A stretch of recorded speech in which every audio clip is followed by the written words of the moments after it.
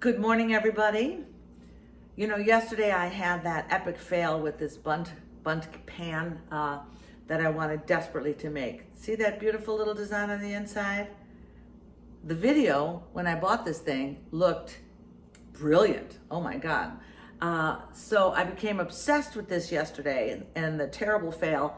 And so I made another one last night because I thought, I just gotta let it cool a little bit better. And that's gonna take care of everything. This is a piece of shit. Do not buy this thing.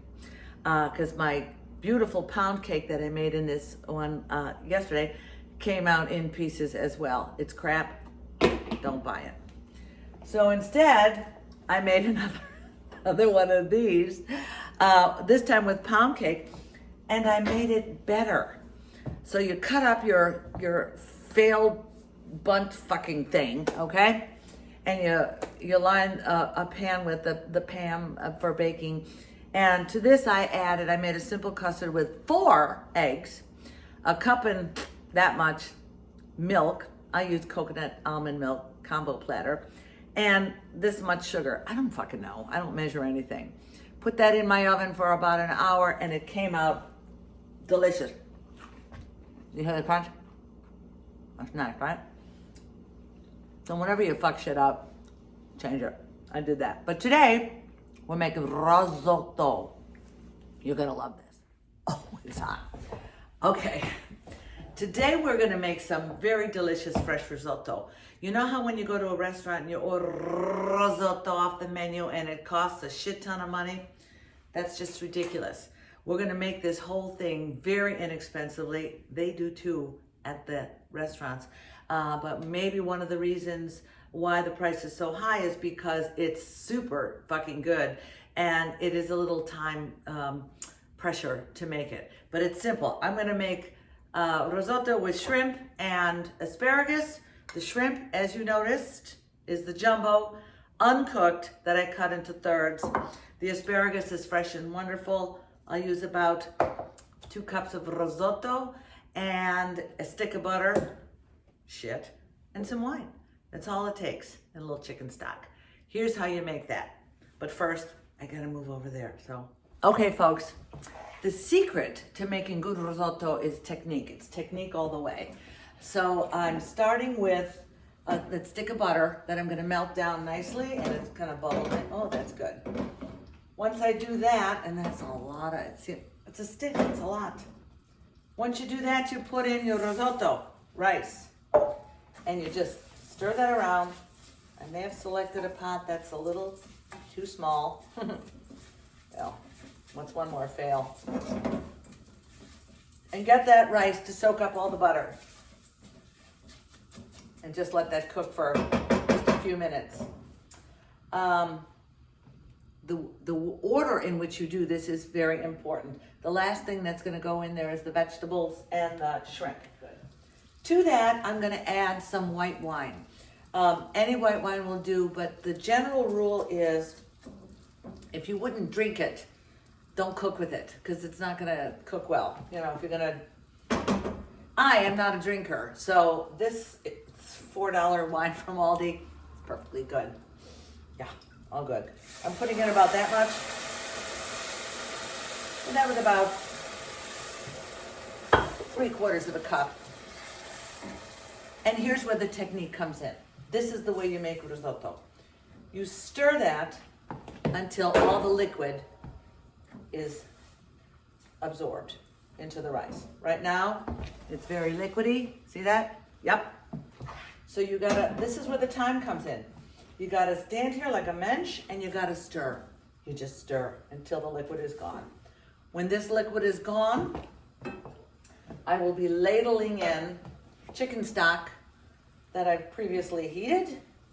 You can use chicken stock, you can use vegetable stock, you can use, well, don't use beef stock. Okay, I took that opportunity for a break in the action to go change my top. The ruffles were making me look like the broadside of a barn. What the fuck?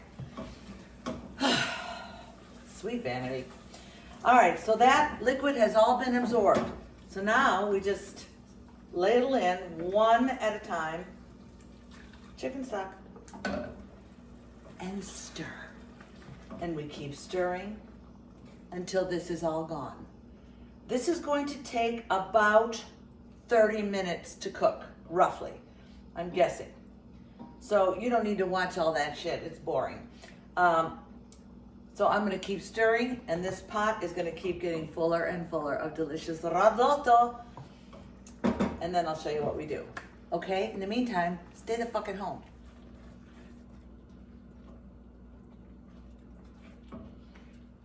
It's important that you keep the heat low. See how low that is? And you keep stirring. If you make this fire too hot, you're gonna ruin it. So don't do that. Keep the heat low. This made me hungry. So I'll snack on an avocado while I'm stirring. Park one of the kids in front of the oven at the stove to stir this stuff for you. It's really nonstop. Keep going. And I have a little spoon next to it just to keep tasting for the doneness of the corn. We're about halfway there. But since you have a spoon doing nothing else, a little avocado for breakfast. It's a real good idea. Hey, what are you gonna do today for somebody else? I am gonna make risotto and I'm gonna drop it off at my sister's house. And that's what I'm gonna do. And then try to figure out what to eat tomorrow. Let's see. Gotta put another ladle of this in. Just keep doing that till the rice is cooked. Okay guys, it's been at least a half an hour since I've been doing this. The rice is not cooked yet because I'm doing it nice and slowly, but it's almost cooked. Give yourself time when you're doing this. This is the whole trick to risotto. Slow cooked rice. Also, for some reason, it only works with risotto rice. You can't use Uncle Ben's, you can't use wild rice, you can't use any other kind of rice. It's obviously in the way they process it and get it ready. But I don't know, I'm not a scientist. What the fuck do I know? I buy rice that says risotto or what is it? Arborio, A-R-B-O-R-I-O, same thing.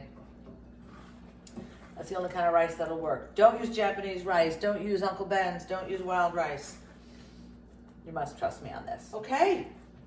I just tasted it again. It's perfection, I think. Perfectly cooked.